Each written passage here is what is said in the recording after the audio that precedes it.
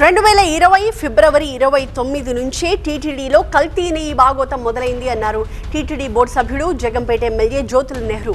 TDP ప్రభుత్వంలో తీసుకొచ్చిన నెయ్యి సేకరణ టెండర్ల నిబంధనలను నాటి పర్చేస్ కమిటీ సమావేశంలో మార్చారన్నారు ఆయన. అసెంబ్లీలో శ్రీవారి లడ్డూ కల్తీపై చర్చ సందర్భంగా ఆయన ఈ వ్యాఖ్యలు చేశారు.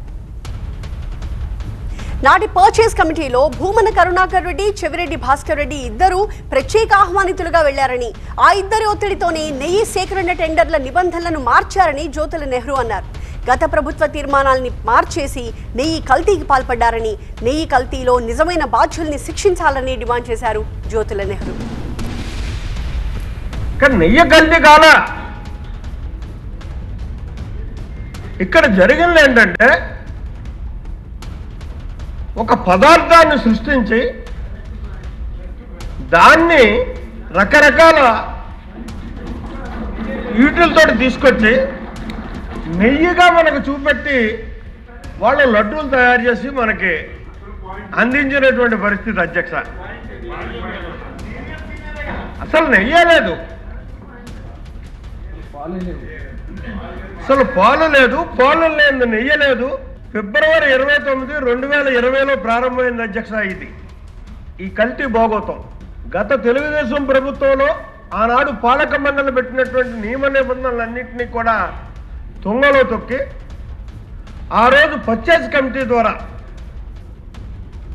ఏదైతే పర్చేస్ కమిటీ సమావేశం జరిగింది, ఆ సమావేశంలో ఒక నిర్ణయం తీసుకున్నారు అధ్యక్ష. కేవలం ఇప్పుడు చెప్పినటువంటి నెయ్యి కానటువంటి నెయ్యి తయారు చేసేటటువంటి సామర్థ్యం ఉన్నటువంటి వ్యవస్థలకి ఈ టెండర్ ఇవ్వాలనేటటువంటి దుర్బుద్ధితో ఆ రోజు ఆ పర్చేస్ కమిటీలో నిర్ణయం తీసుకున్నారు అధ్యక్ష. ఆ పర్చేస్ కమిటీకి ఒక ప్రత్యేకత ఉంది అధ్యక్ష. ఇక్కడ ఇద్దరు ప్రత్యేక ఆహ్వానితులు వెళ్ళారు అధ్యక్ష. 3 సభ్యులు ఉంటారు. ఆ 3 కాక ఈ బోర్డులో ఉన్నటువంటి కీలక సభ్యులు ప్రత్యేక ఆహ్వానితులుగా వెళ్ళారు అధ్యక్ష. వారే ఒకరు కరుణాకర్ రెడ్డి గారు, రెండో వారు ఆయన మొన్న దీంట్లో ఉన్నాడు కదా చెవిరెడ్డి భాస్కర్ రెడ్డి గారు. వీరిద్దరూ కూడా ప్రత్యేక ఆహ్వానితులుగా వెళ్ళి అక్కడ వాళ్ళు బొనోపలి చేసి ఆ తీర్మానాన్ని చేశారు అధ్యక్ష. గత తీర్మానాల్ని పక్కకు పెట్టి మళ్ళీ కొత్తగా ఇవన్నింటినీ ఎడిట్ చేయించి అప్పుడు దాన్ని బోర్డుకి సమర్పించారు. బోర్డులో దాన్ని ఆమోదం చేశారు అధ్యక్ష. ఇక్కడ ఇందాక మా మిత్రుడు చెప్పినట్టుగా దీనికి బాధ్యులు ఎవరు అధ్యక్ష? అక్కడున్నటువంటి పర్చేస్ కమిటీ సభ్యులు ఎవరైతే జిఎం అంటాడో జిఎం ప్రధాన బాధ్యత అవుతారు, పర్చేస్ కమిటీ సభ్యులు అవుతారు, ప్రత్యేక ఆహ్వానితులుగా వెళ్ళినటువంటి ఆ ఇద్దరు అవుతారు.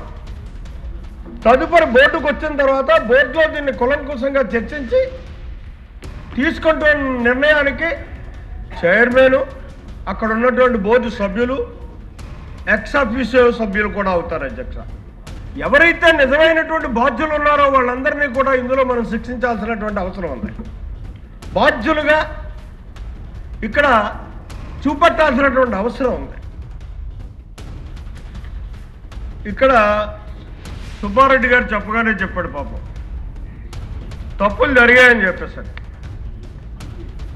అయితే ఆ తప్పులు నాకు తెలియకుండా జరిగాయంటున్నాడు. శాసనసభలో ఆ చైర్లో మీరు కూర్చున్న తర్వాత మీ అనుమతి లేకుండా మేము మాట్లాడేటటువంటి పరిస్థితి ఉంటుంది అధ్యక్ష. తప్పుగా మాట్లాడినా రైట్గా మాట్లాడినా మీకు తెలుస్తుంది. దాని మీద చర్య మీరు తీసుకోవాల్సినటువంటి అవసరం ఉంటుంది.